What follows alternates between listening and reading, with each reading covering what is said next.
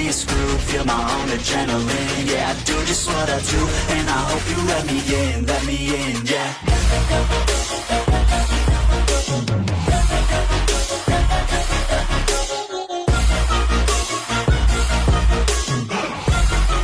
Hello and welcome back, fellow anime lovers, to Cypherfics. I am delighted to have you join us once again in the world of fanfiction and fantasy.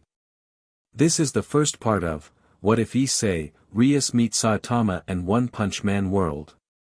Special note, this fanfic is written and a masterpiece of ahsoei on Fanfiction.net. Do check and support the author too. Now smash the like, share and subscribe button for more. Also press the bell icon so that you never miss such great parts. Thanks for the introduction. Now let's dive into the world. Rias Gremory put her pen down as she had finally finished the last of paperwork on her clubroom desk. As a high-class devil, the heiress of Gremory household, a part of 72 pillars of the underworld, she had been given upbringing, education, and responsibilities that would prepare her to inherit her family name, which entailed even more responsibilities in managing the underworld and its denizens, as well as looking out towards the two opposing factions, the fallen angels of Gregory, and the angels of the heaven. In her teenage years, Rias, using the limited freedom available to her, attended a Japanese high school in a small town called Kuo in the human world with her friends and peerage from the underworld. Mingling with humans was enjoyable, among those who simply saw her as an appealing girl from Finland, simply as Rias, not Rias of the Gremory household. Though, Rias sometimes hoped that the entire student body would calm down a bit every time she walked by. She was aware, and took pride of her own attractive beauty, but she could think of at least a few women who could surpass her visual appeal. While attending the school normally, Rias had founded an extracurricular club, the Occult Research Club, as a cover for her to manage her job as a devil in overseeing Kuo as well as dealing with supernatural matters with the members of her peerage, her queen, knight, rook, and bishop. Thank you for the strong work today, President. Ah, speak of the devil, no pun intended, her queen, as well as one of her best and oldest friends. Also, one of the few that Rias deemed that was more attractive than her in more ways than one, Akino Himejima, just dutifully served her favorite cup of tea to help her relax after long work. Thanks, Akino. How are the others doing? Rias smiled as she enjoyed the scent and the taste of her drink. Fine as usual, ufufu. Akino tittered with her signature voice as she tidied up the papers and trays she used to serve the tea earlier. Rather, you seem to be in a pleasant mood yourself, Rias. Rias only hummed knowingly as her teal eyes glanced at a folder, which contained the investigation on her latest individual of interest, one Issei Hyudu. A new student who transferred into the second year of high school in Kuo Academy around the beginning of the first semester, and he had already caught her attention, as well as the interest of her fellow high-class devil who posed as the student council president, Sona Citri. His background was curious. He used to stay in Kuo until he had to move out when he was 10 years old, though, during his stay, the neighbors claimed that they rarely saw the father around, presumably working out of the town or overseas. His record from his previous school was one of the reasons Rias and Sona wanted to scout him as a prospective new peerage member. His academic scores were average, but his scores on the physical education test were off the charts. While he did not show any interest in joining or focusing on a sports career, Issei had shown an impressive display of strength, speed, and endurance, enough that every sports club around the school wanted to recruit him when everyone saw Issei's performance during their PE. According to those who saw Issei in the changing room, he was surprisingly muscular underneath his clothes. Another interesting fact, according to the students who talked to him, Issei claimed that he had some interest in martial arts. Kuo Academy had some martial arts clubs, kendo, judo and aikido. However, Issei surprisingly was not interested in joining either for reasons unknown. However, the real cream on the CRP was, according to Kaneko Tuju, her rook, Rias rook with particularly gifted senses. Issei had a scent of a dragon. Dragons were creatures who were known to be notoriously powerful. People who possessed the power of dragons were sought after around the world for their strength and growth potential. On those accounts, Issei most likely possessed some kind of dragon-based ability, lineage or perhaps sacred gear, what was something Rias might have to gamble later on. Socially and characteristically speaking, opinions around Issei were something on the fence. The boy was friendly enough. Some girls believed he was a closet pervert when they found him befriending the school's infamous perverted duo, Matsuda and Motohama, although nobody had ever caught Issei joining the former two's misadventures. On the other hand, both girls and boys were jealous, because apparently, Issei had been acquainted with one cool beauty Tsubasa Yura, a member of the student council and Sona's rook, prior to his arrival at Kuo. The two could be seen hanging out during lunch breaks and even would go home together from time to time. Sadly, that particular factor became a disadvantage against Ria's favor. Not long after Issei had transferred in, Tsubasa recommended Issei to be a new member for Sona's peerage, thus giving the Citri heiress a head start to scout him. In other words, Rias was not allowed to make any move towards the boy, though she was still allowed to keep tabs on him as long as Rias would share her findings on a regular basis. The silver lining, at least, was that Issei still showed no interest in joining any clubs, including the student council, a cover for Sona's peerage.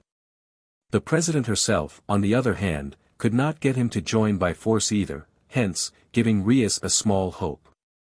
Several days ago, however, both Rias and Sona received a report that Issei had been approached by a fallen angel during his walk home from school.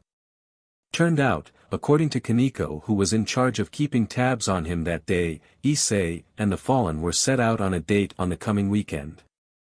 Angels, fallen angels, and devils were supernatural entities that originated from the same Judeo-Christian religion, and the three factions were at war for at least 2,000 years ago.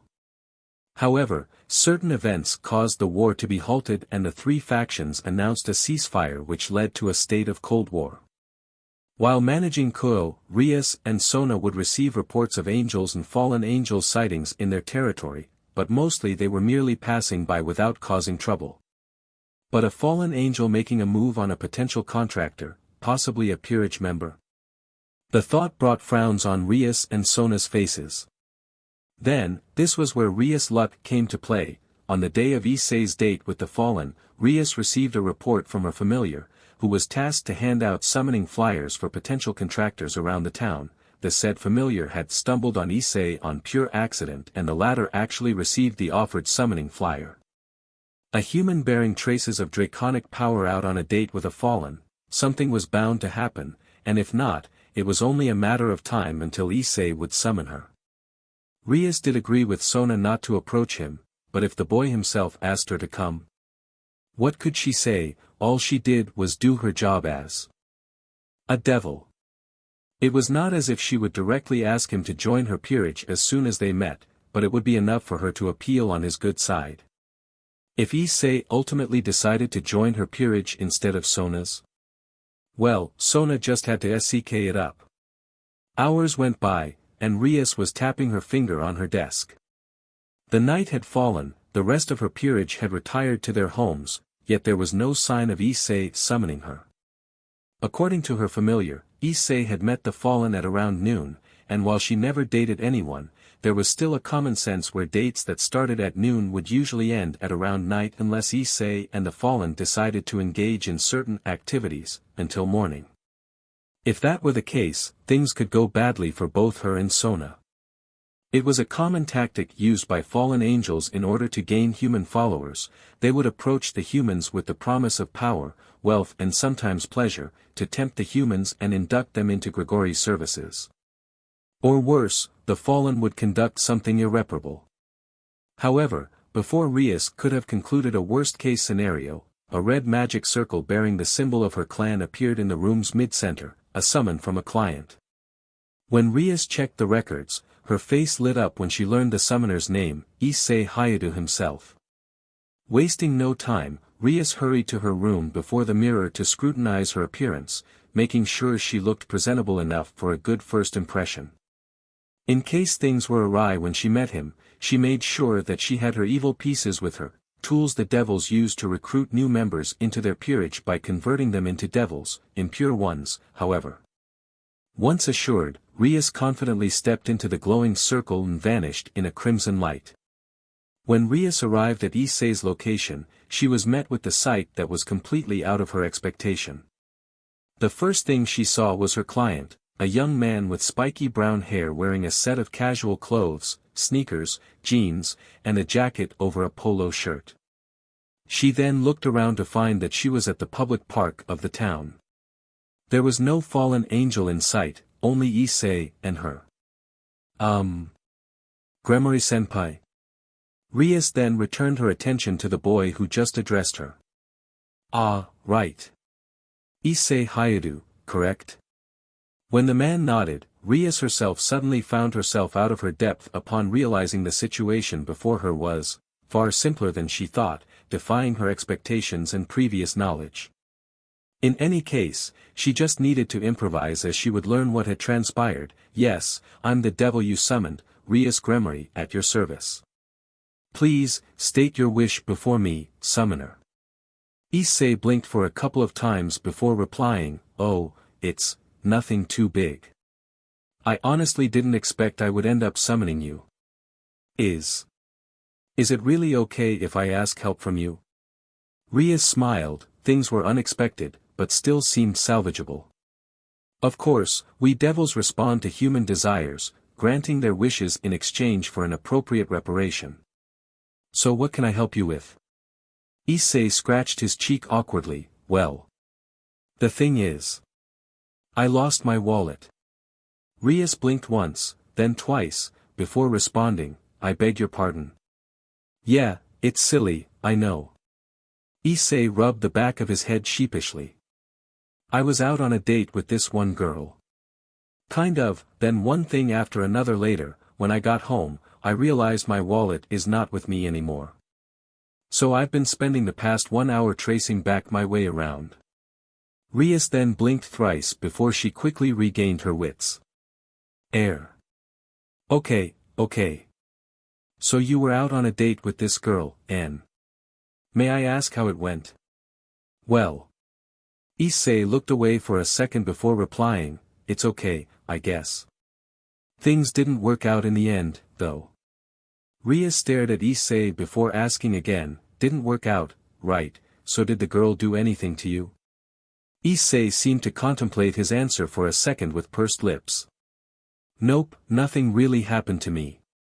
That's it? Rias narrowed her eyes ever so slightly as she picked the signs of the young man hiding something from her. Did she say anything, or ask anything about you, seeing her again or something? No. Things didn't work out between us. I don't think I'll see her again, at least not for any time soon. Issei replied a tad too quickly.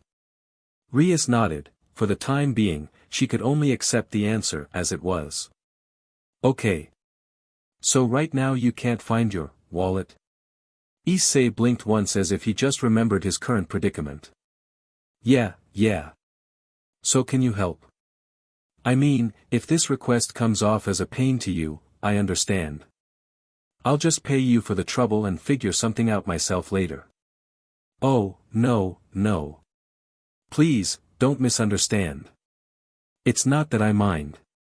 Rias waved her hands placatingly. Your request was kind of unexpected, but not that uncommon. Don't worry about that. In truth, the request was actually uncommon, especially for high-class devils. Devils from different classes had different job requests. For Rias, a high-class devil, the number of requests directed at her were little compared to her servants, but most of her jobs involved purging curses or evil entities that bothered her clients. Issei's request technically did not suit her status by a textbook standard, but considering that Rias had already answered the summoning herself, she had to see it through. Besides, she actually found this kind of job to be a refreshing change of pace. Rias Gremory, helping a human looking for a lost wallet. The idea made her giggle inwardly, for better or worse, it was close to a once-in-a-lifetime experience. If you don't mind, then I will be counting on you. Issei bowed politely. That's fine by me. Rias smiled again. So first of all, can you tell me when was the last time you saw your wallet with you? With Ria's help and insight, it did not take long for her and Issei to narrow the search area. According to Issei, the last time he used his wallet was when he bought a couple of soft cream for him and one Yuma Amano, his earlier date. Currently, both of them were looking around near the park entrance. Rias was scanning the ground, beneath the benches and near the vending machines, while Issei was looking through the bushes and the nearby trees. While searching, Rias decided to strike up the conversation to lighten the atmosphere. So, tell me, Issei, is it okay for me to call you Issei? She glanced at Issei, who sent her a quick nod. You seemed to take things well when I showed up in front of you. Is this not your first time summoning a devil? Well, Tsubasa told me about the whole devils inside the school and she's actually the first devil I summoned. Though, that summoning was just me testing the pamphlet out of boredom. I ended up asking her just to play games with me. Issei scowled a bit when he found an old discarded shoe instead of his wallet inside a bush. Oh, afterward my mom became her regular. Rias raised her eyebrows as she nodded. That was one interesting piece of information. So your mother also knows about devils, then? Yeah, kind of strong not to, especially when she saw a girl just magically came out of nowhere and vanished in a flash of blue light. Not to mention that Tsubasa once showed us her wings. At Issei's tone, Rias found herself giggling in amusement. So, Gremory-senpai, you and the student council president have known each other? He took the turn of asking questions. You can just call me Rias as well, Issei. And yes, Sona and I have been friends since childhood. I don't know if Ms. Yura has told you this, but both of us are in charge of overseeing supernatural activities within Kuo. Rias replied. Speaking of her, I heard that you're invited to join her peerage before. I heard from Sona that Ms. Yura spoke quite highly about you. Issei ended up smiling in small embarrassment at the remark about Tsubasa. Well, more like she invited me to join the student council. I refused, though. No offense, but I don't think student council work is for me. Rias smiled wistfully. That's basically the same thing. If you were to accept being her servant, then you'd be expected to join the student council as well. The same goes for the opposite. If you join the student council, Sona would offer you a place within her peerage in the near future. I see, so Citri-senpai uses the student council as a cover for her peerage, while you use your occult research club as your base. That's right, you catch on quickly, Rias remarked with a praising tone. Issei only shrugged in return. Actually Tsubasa also told me about how the club works.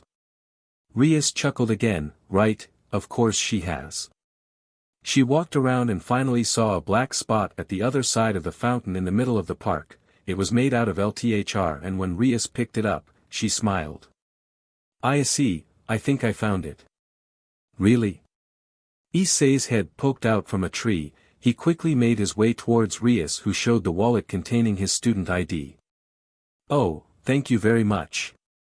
I know this might come off as strange to say this to a devil, but you're a lifesaver. Rias giggled when she handed Issei his wallet. The night had been a truly amusing one. I'm just happy that I can help. Is all your money still accounted for? Well, it's not the cash I'm worried about. This is what I can't afford to lose. Issei looked inside his wallet to see if anything was amiss. He then took out a small parchment. Rias took a closer look and learned that it was a supermarket coupon with several stamps marked on it. I'm only a few steps away from getting whatever promotion they have. It actually took months for both me and my mom to get these points. I see. Rias nodded her head in mild interest. So, I take it you have everything in order now? Issei closed and pocketed his wallet, making sure that it would not fall off. Yes. I'm good now. Again, seriously, thank you. What do you wish for the payment now? What do I wish, really? Rias playfully tapped her chin. My job tonight was a bit unusual.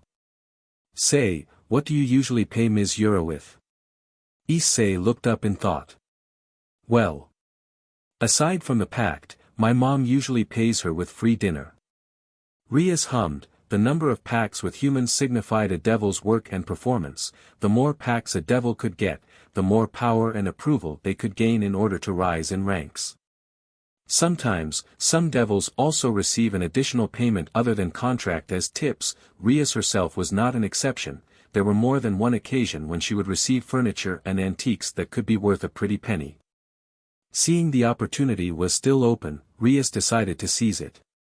How about you use the money in your wallet to treat me something next weekend? Now that you caught Sona's attention, I'd like to know more about you.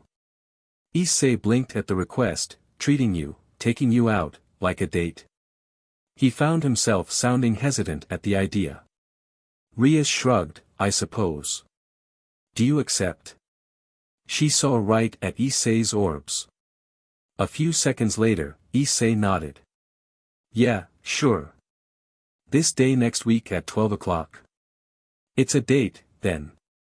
Rias winked and her body began to glow. I'll take my leave now. It's nice to meet you, Issei. She waved one last time before she vanished in a similar manner she arrived earlier. Issei sighed, what a long day it is. He then began to trek back home while his mind trailing back to what had transpired before. Say, Issei. Can I ask something from you? Issei could not help but blush at her voice. What could he say? Yuma Amano was an attractive-looking woman, despite the faux joy she had been showcasing during their entire date. Scratch that, she probably did have fun, but Issei had a feeling that the fun she had was akin to playing along with the whims of a child and having fun for the sake of not getting depressed, instead of because it was fun. Then again, he himself found the date alright as well, he had fun too.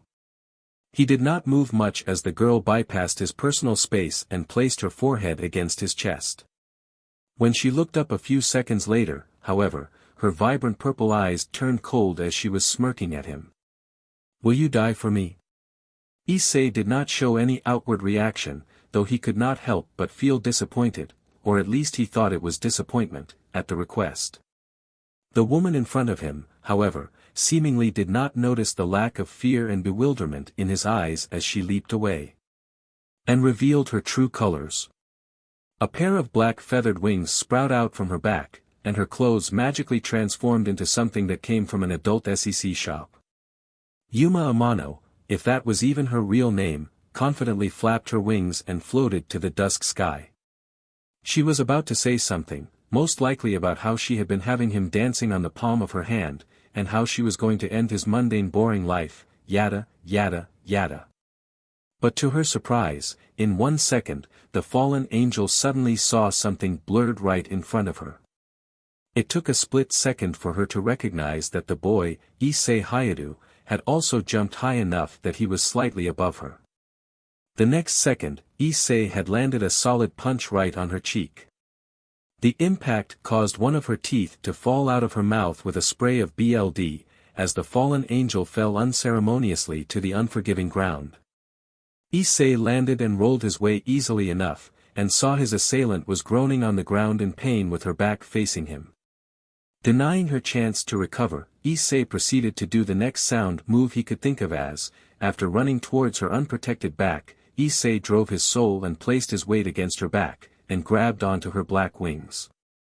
Naturally, the fallen tried to fight him off. "UDMN human. Get off me." Yuma growled as she struggled to stand back up. Not only her face was throbbing in pain, she lost a tooth and the pressure on her back made it strong for her to get herself up. She tried to flap her wings in order to break free as well. Issei himself was also struggling while pinning his entire weight down on Yuma's frame. The wings were a lot sturdier than he expected as his arms kept yanking at them. Believing that he had to wrap things out quickly, Issei then willed the power within him to emerge. His left arm then glowed in red light, until a red spiked gauntlet appeared covering his entire left forearm. Boost! The voice echoed from the shining green jewel embedded on the back of his left. Yuma, who was still resisting, recognized the voice as her eyes grew wide in horror. That voice. Impossible. A mere human like you possessed that kind of artifact. Her resistance became more frantic, but it was too late for her. As soon as his gauntlet spoke, Issei felt his strength doubled. With one more yank, the sound of bone breaking came out from the black appendages he was grabbing, eliciting a cry of pain from the fallen beneath him. Initially, Yuma thought that her wings had been torn off her back, but she could still feel her wings. However, she could not move her wings as she intended. Issei never planned to tear them off in the first place. All he wanted was to render her wings unusable for the duration. After confirming that her wings were disabled, Issei then tried to pin both of her arms on her back. The fallen kept resisting despite losing her wings. She threw her hand back to strike him away, but Issei easily caught the offending limb and slammed his palm around her elbow area, effectively breaking it. Yuma cried again. When her wings were broken, her cry of pain was mixed with fury, but now, there was a hint of fear in her voice. Her wings had been rendered useless before one of her arms suffered the same fate, thus, she had to flee, to escape the human. She could not believe she even thought of that. However, Issei denied her even that chance as he finally wrapped his arms around her neck in a chokehold, falling on his back with her on top of him before he wrapped his legs around her torso in a leglock. As soon as he squeezed, Yuma immediately felt the air being robbed out of her body. She wheezed and gasped, struggling to keep breathing, while using her remaining, usable arm to pry off the arm constricting around her neck. She tried to use her broken wings to push herself up, but to no avail. Her feet thrashed around in desperation, but it served no purpose. Soon, her mouth began to froth and her eyes began to water as she kept gasping and wheezing, while her vision began to darken. Is this how her life is going to end? Centuries of struggles, strong work, and humiliation, until she finally gained a semblance of honor by being an official member of Gremory, even receiving a direct order from Lord Azazel himself, only to die by the hands of a human teenager. When Issei felt Yuma's resistance became gradually weaker, he waited for a couple more seconds before finally releasing his hold on her, plopping her off him to the ground next to him. Surprisingly, the fallen was still alive, judging from her rough gasping and coughing before she went out cold after spending enough time with the lack of oxygen in her system.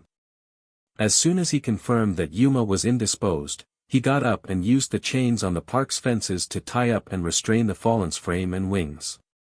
He never really tied people up, let alone using chains, but at least his current patchwork would have to do.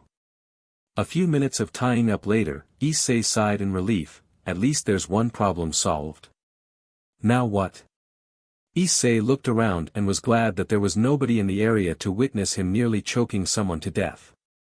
He could just go home, but was it really alright to leave her like that? For all he knew, she might try again and would bring her allies along, or come up with a better plan in ambushing him. Should he report to the devils? Tsubasa did say that Kuo was under the supervision of two devil families, Gremory and Citri. Perhaps he could report to Sona, but on the other hand, Issei recalled that he still kept a summoning flyer for the Gremory clan in one of his pockets. But then again, should he call the devils?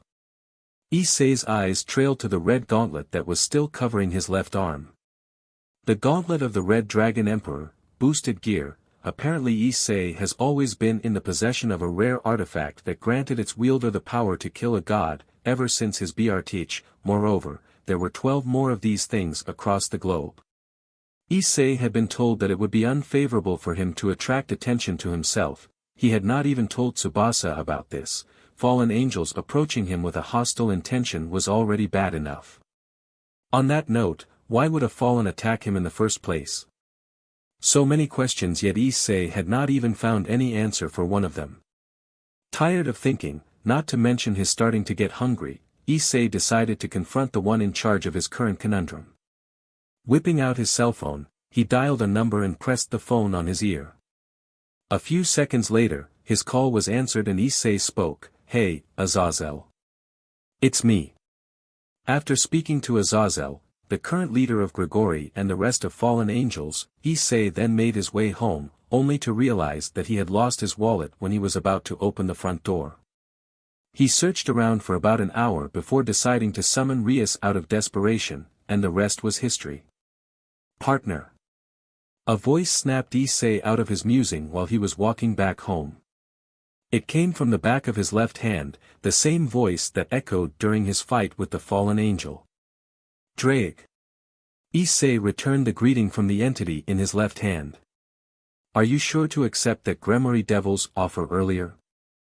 I mean, if you are, at least you should have told her about the fallen. She's the supervisor of this town, after all. They might find it rude of you not to tell this kind of stuff to them. Okay, then what should I say when they ask me how I beat that fallen? I'd rather not reveal you to them. Issei replied to Drake, why Drake Gotch, the Welsh dragon whose soul the biblical god sealed inside the boosted gear to serve as its power source. You don't have to. You can just say that you defeated her on your own after a strong fight. Honestly, I think you could have still defeated her even without using my power. Issei sighed at the argument, defeating her without boosted gear would have taken too long, not to mention would have also attracted unwanted attention. I gotta go home on time so I have enough time to get dinner and take a shower before I go walk my dog. Then, the sound of Drake sighing was heard next. I'll say this again, partner. But that thing guarding and living in your house is possibly the ugliest mutt I have ever seen in my long existence as one of the two heavenly dragons, assuming it is even a mutt in the first place. Drake, we've gone over this. He's been by my side and a part of the family even before you came around. You just got to bond with him, and once you do, you'll love him. Promise. Sure, just let that mongrel keep growling and chewing at your left arm whenever I try to peek out and talk every time. I'm still surprised it never bit your arm off. Like I told you, they're just love bites. A dog's still a dog and dogs are a man's best friend. Issei replied with a tone of finality. Soon he had finally arrived at his home. Now shut up and go back to sleep or something. I'm bushed. Yes, dear. Drake then went quiet after the sassy remark, and Issei opened and stepped inside the front door. I'm home. Ahsoei. The next morning, on his way to school, Tsubasa came and greeted Issei with a concerned look on her face. Morning, Tsubasa. What's up? At Issei's greeting, Tsubasa stopped in front of him as she looked him over. A few seconds later, she sighed as her expression calmed down. I guess you're okay, after all. Still, I was worried. About what? Issei furrowed his eyebrows as he kept walking with Tsubasa by his side. How about a certain girl that asked you out on the other day? I heard Matsuda and Motohama despairing about it all over the school. Issei recalled their faces. It was the first time he saw them crying BLD. He didn't know that humans could do that. Oh, her. Right. Issei shrugged. Well, there's nothing to worry about. I'm not gonna see her again anytime soon. That's good. Tsubasa nodded as well. Because yesterday I just learned that she's a fallen angel. Then she smirked playfully. And I also heard that you summoned Rias Gremory senpai last night. What happened yesterday? And what did you ask her to do? Talk about it during lunch? Issei glanced at her. Sure, the usual spot, Tsubasa replied with a wink. The first school PRD went off without a hitch, and Issei was currently having lunch with Tsubasa at their usual hangout spot, the school's rooftop. I know you're serving the student council, but technically Ria senpai is still your superior, you know. You're kind of being rude now. Issei retorted at Tsubasa, who was busy giggling to herself. Sorry. Tsubasa replied as she calmed herself down with deep breaths. It's just weird, you know. I mean, even President Sona never did that before. Is it really that weird?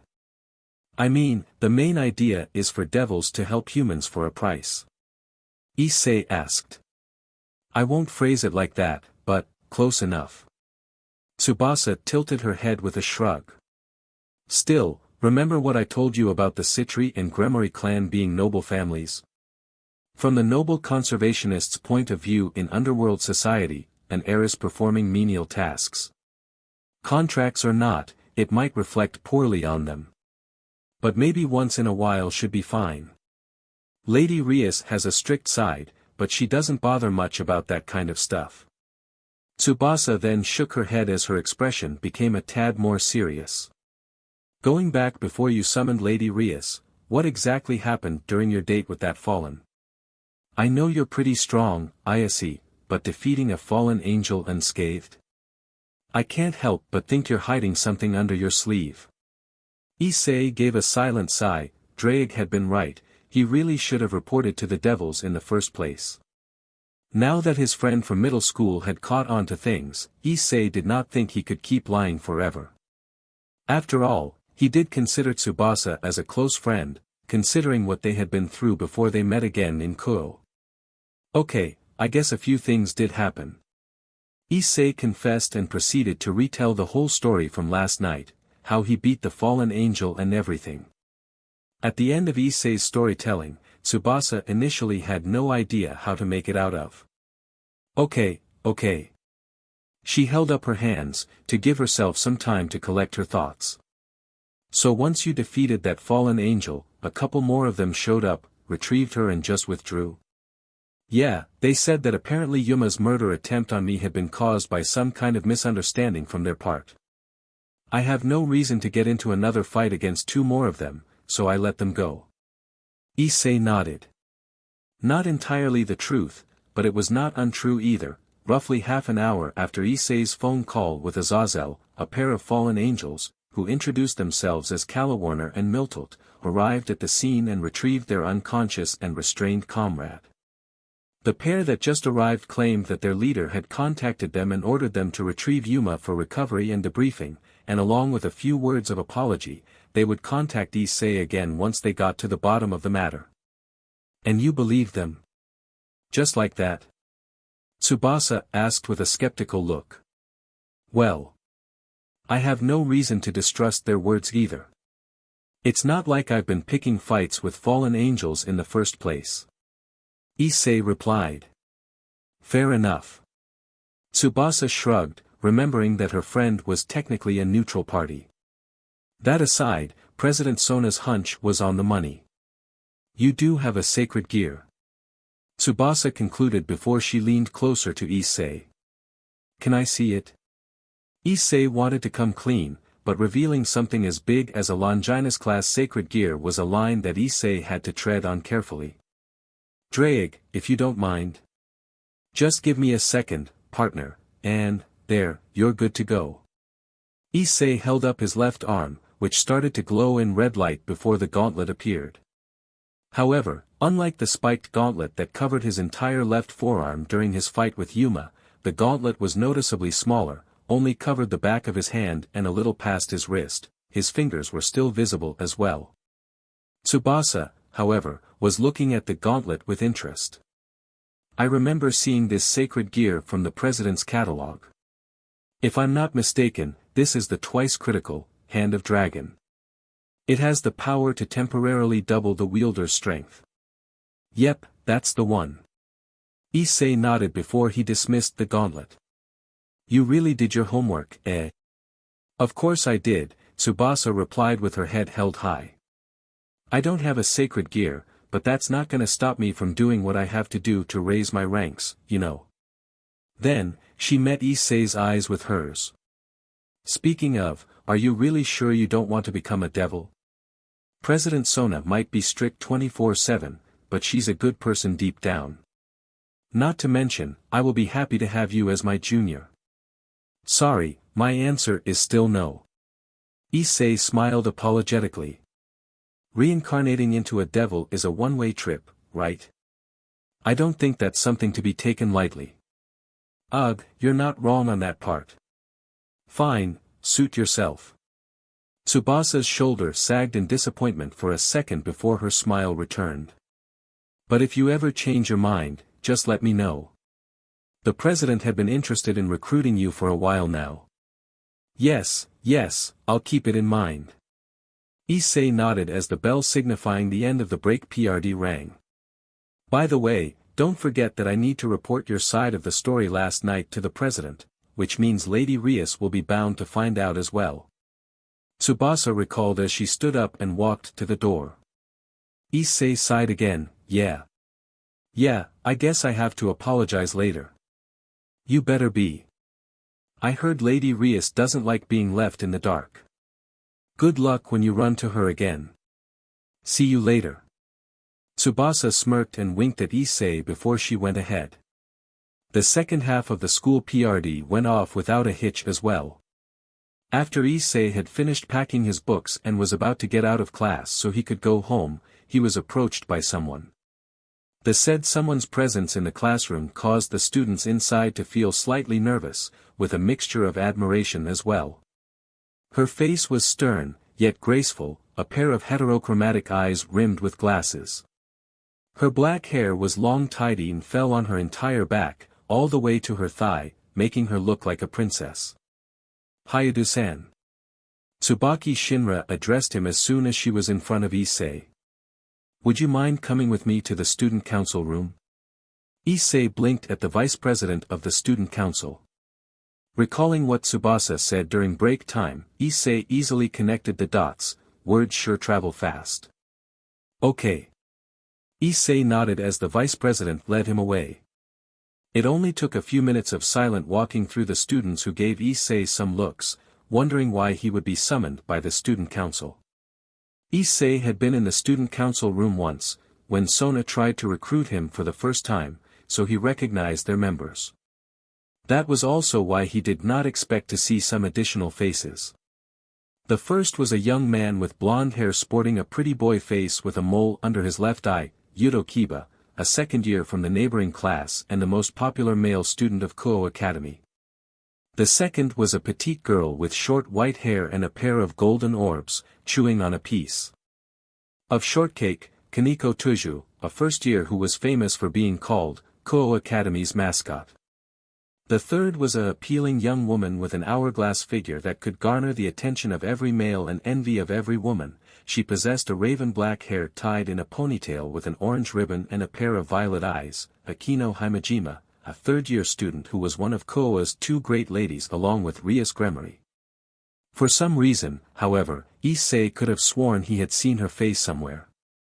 Speaking of great ladies, the last person was Rias Gremory herself, who was giving Issei a pouty look.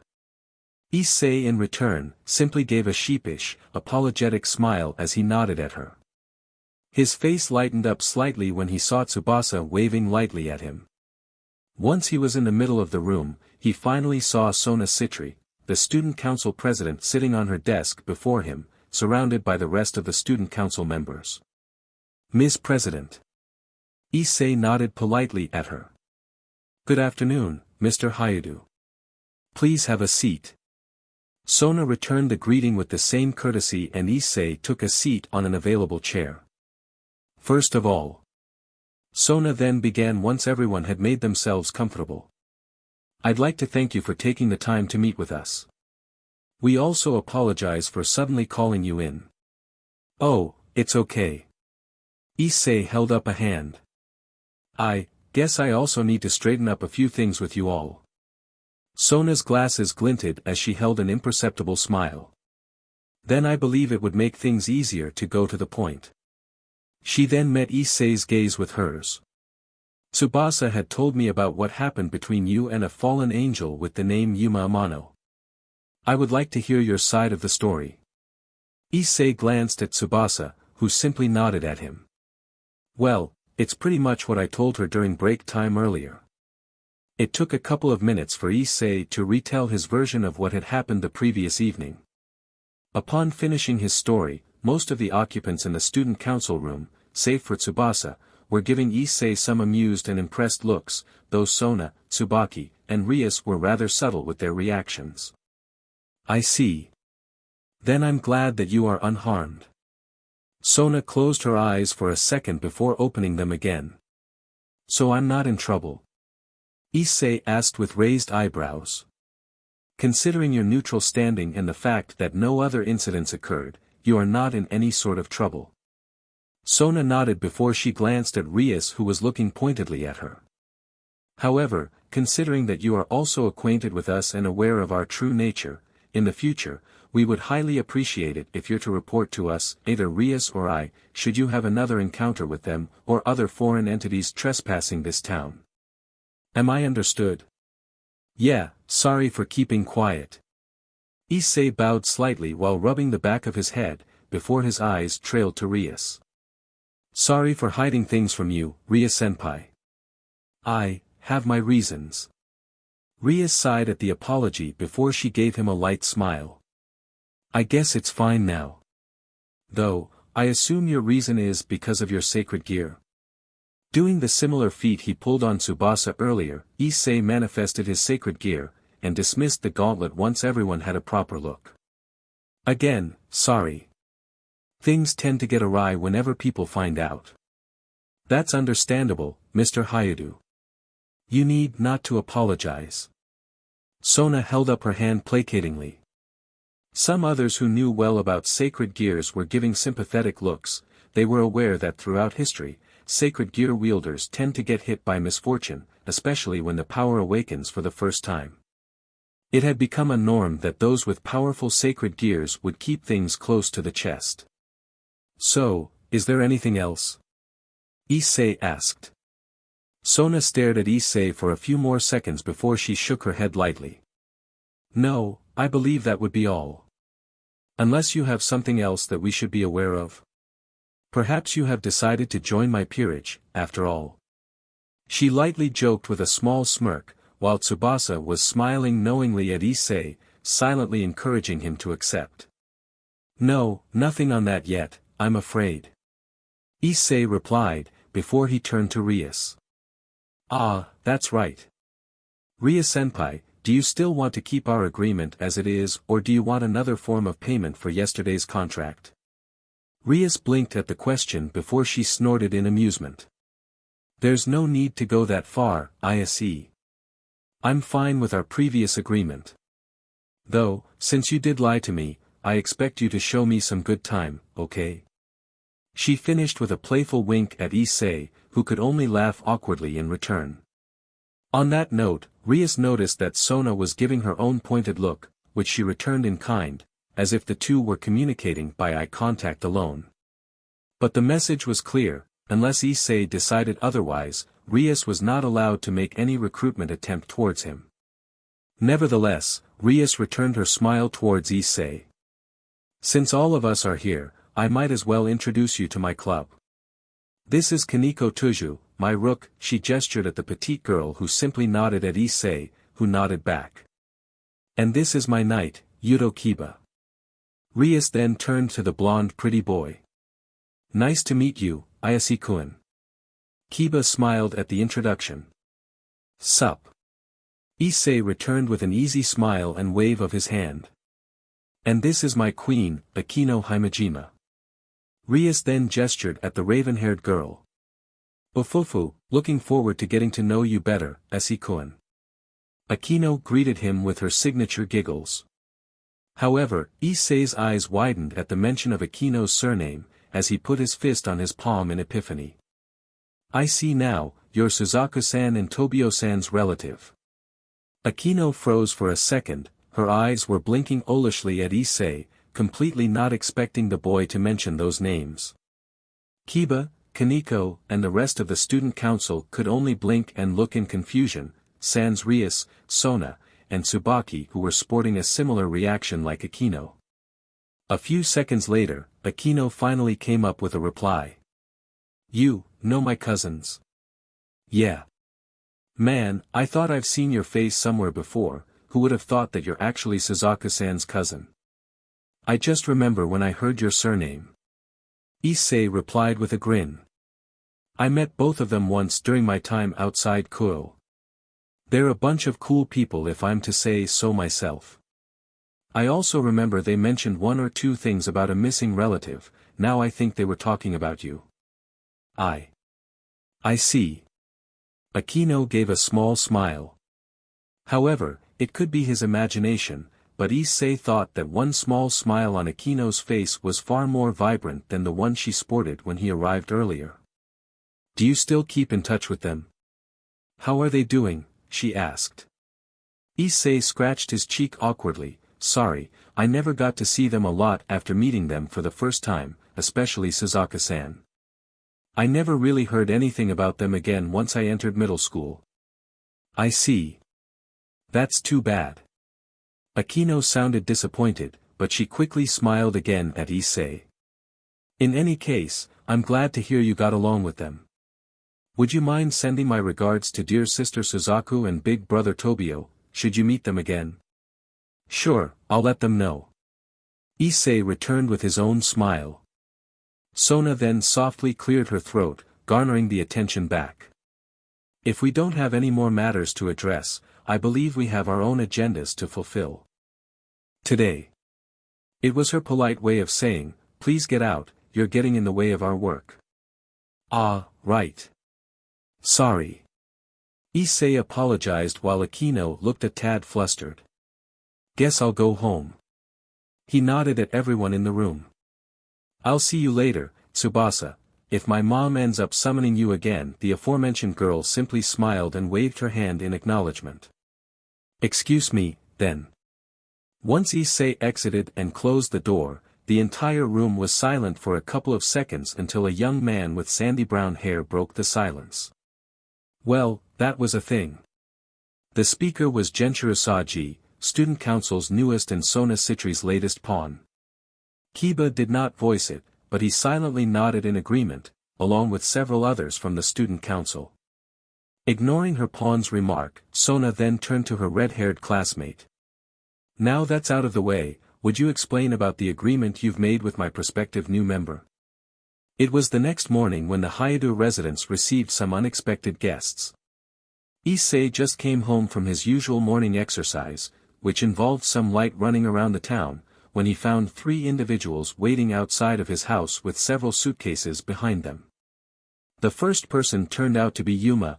Unlike her form she took when they fought, the fallen angel had returned to assume her teenage persona, although she flinched when she was the first to notice his arrival, and her face shifted into a grimace.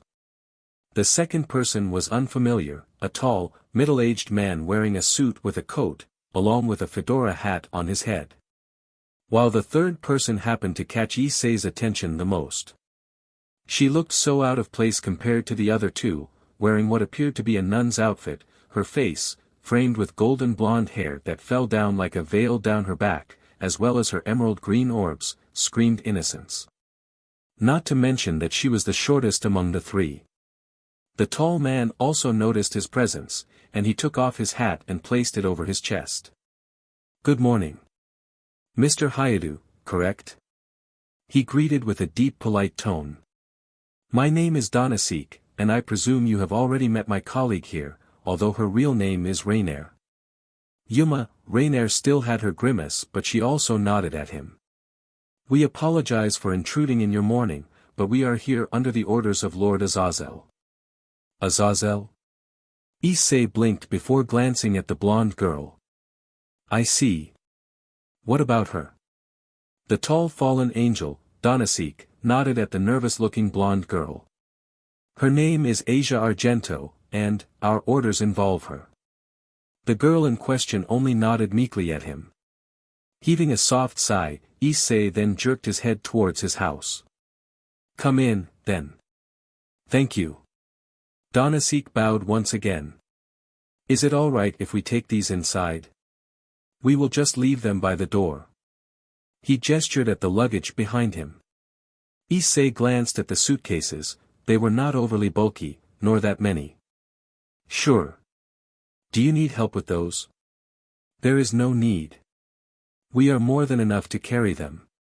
Come, Rainair, Ms. Argento. Donasik refused Issei's offer before he beckoned Rainair and Asia to help in carrying the bags. The female fallen glared one last time at Issei before she proceeded to pick the bags up together with Donasik, while Issei went ahead to prepare in welcoming them. Mom, I'm home. Welcome back.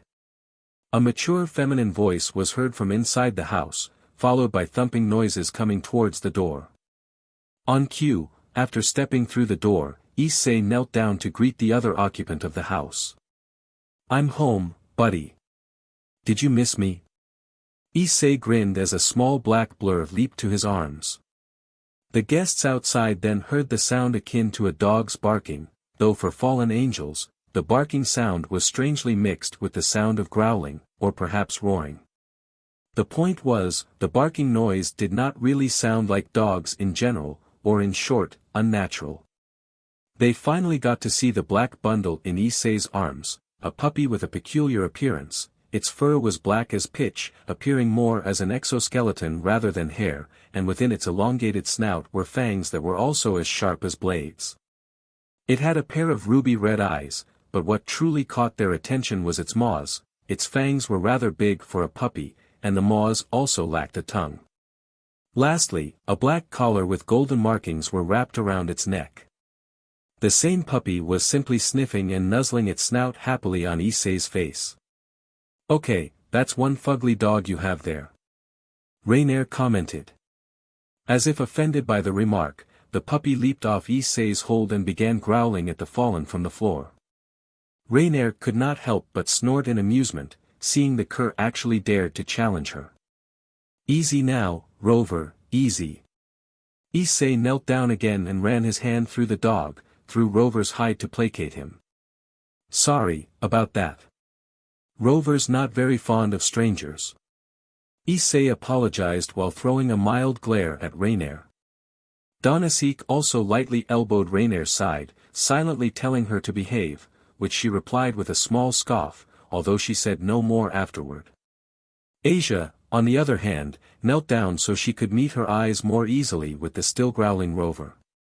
"Please forgive Lady Rainier, Mr. Rover. She didn't mean anything bad," she said with a kind smile, although in Issei's ears, Asia sounded like she was speaking something Italian. Or perhaps Spanish. Overall, he did not understand what she was saying, but he could tell enough it was something nice. "My name is Asia Argento, it is nice to meet you." Asia introduced herself to the dog as she offered her hand. Issei was ready to intervene should Rover misbehave, but much to his surprise, the dog sniffed the offered hand for a second before it slowly nuzzled and rubbed its face against her palm. Soon, Asia began to caress its head playfully, earning a pleased noise from the dog. Issei could not help but feel impressed. Wow, it's rare to see Rover warms up to someone new this fast. Asia blinked at the remark and Issei quickly remembered that she was a foreigner. "Right, I guess you don't understand what I'm saying, huh?" "It's alright, I, more or less understand what you are saying." Asia replied with accented Japanese. "It is nice to meet you, Mr. Hayadu. My name is Asia Argento." She stood up as she introduced herself with a polite bow. "Yes, I kind of heard you earlier." "Issei Hayadu, nice to meet you too." Issei nodded in return. "I gotta say it again, Rover takes quite some time to warm up to someone. I guess you're good with dogs, huh?" Asia smiled bashfully at the small compliment. "Please, it's nothing much. I simply love animals, that's all." "You sure do. I mean, no offense, Rover is my friend, but I have to admit that he's not the best-looking dog around." Issei glanced at Rover, who was still looking up at Asia while panting happily as if expecting another patting. "That's not true, Mr. Hayadu. All of God's creations are good, no matter the appearance. That also includes Mr. Rover as well." Asia smiled as she patted the dog again, who barked and wiggled its tail happily.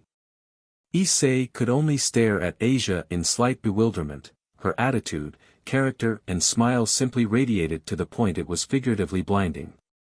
He glanced at the fallen pair who had been watching. Donasik only shrugged with a small, knowing smile, while Rainier had an expression that said she wanted to leave as soon as possible. "Issei, what's the holdup?" The woman's voice from earlier was heard again, as the owner arrived at the entrance.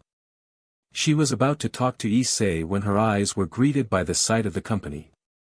"Oh, hello there." She was a woman with brown hair, on a lighter shade than Issei's, whose face appeared to be somewhere in her early 30s, she was still wearing an apron on top of her clothes. "Oh, sorry, Mom."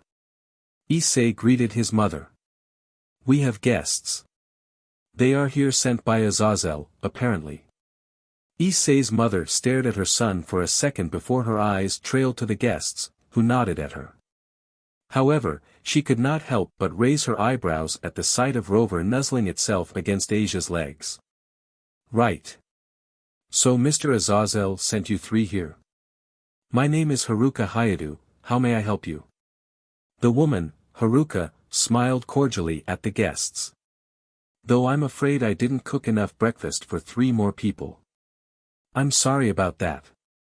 "Please, there's no need for you to do so, we are imposing without prior notice, after all."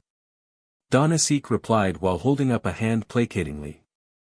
"We are here simply to discuss a few matters on Lord Azazel's behalf, then we will be on our way. I hope you don't mind if we borrow some space in your house to chat." Haruka nodded in understanding before replying, "In that case, would you mind the living room? I can at least prepare some tea." "That would be great, thank you." Donasik bowed his head again before Haruka led everyone inside. What in the world was he looking at? This, small, pudgy thing that was staring back at him with his googly, brown eyes. In fact, how did he end up babysitting some brat?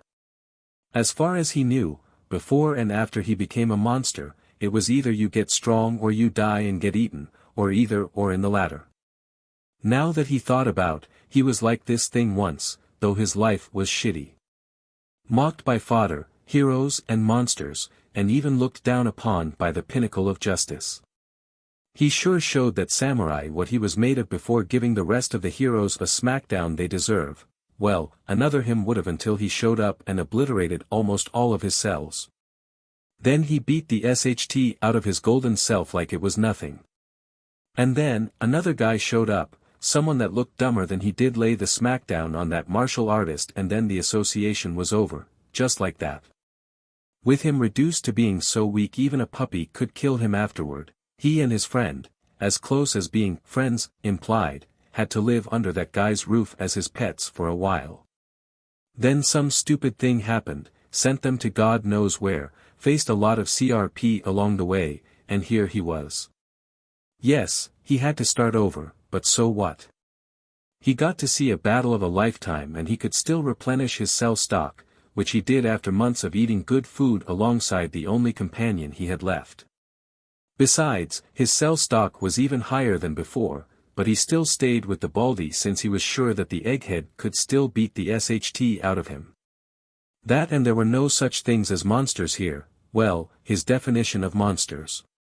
He was in a land far away from home, and some of the people here were tolerant of his kind, so, why not go with the flow? Also, that man was probably his greatest shield now that he thought about it, that cyborg wouldn't touch him even though he tore his arms off before. As for the new monsters, they're weird. Very weird, like that true vampire guy that joined the association, who was most likely dead like almost everyone else back home. Not only that, but even the strange things here seemed so small. He didn't see much of them, but he did see the strange things from myth and folktales haunting them from time to time. He even had to deal with AF chimera thing that snuck into the house, and it was pathetically weak. He fed the remains to his companion. The mutt spat out the meat, though, probably because the taste was as bad as it looked. Perhaps he instinctively knew that it could upset his stomach. But his companion had no trouble swallowing even worse things before. Oh well, no use to keep thinking about it. After living under his roof for more than a year, even after he found himself somewhere even stranger than home, especially with them crows, bats, and doves flying around. Anyways, years had gone by, one thing led to another before he found himself looking after some toddler inside the crib. Look at it, who would have thought that the guy who utterly overwhelmed him used to look like this?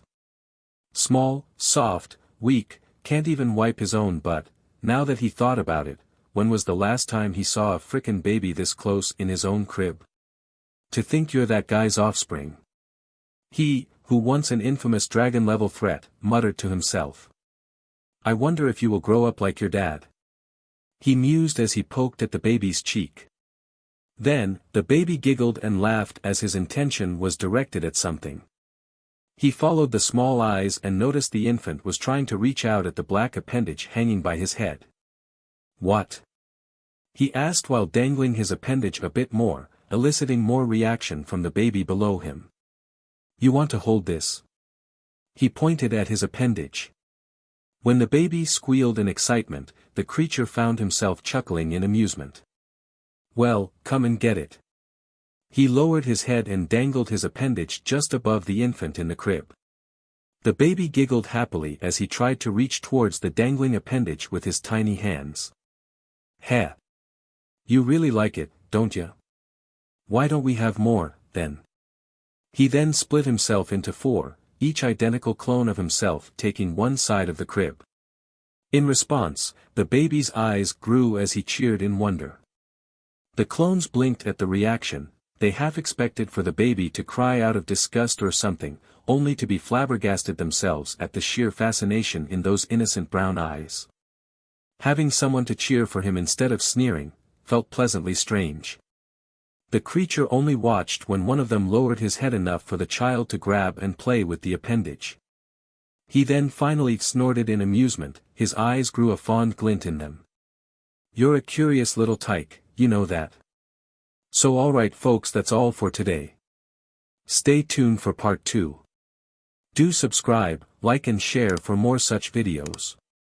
Also check out the story and author ahsoei on fanfiction.net. Press the bell icon to be notified first on release. See you in the next video. Till then, goodbye.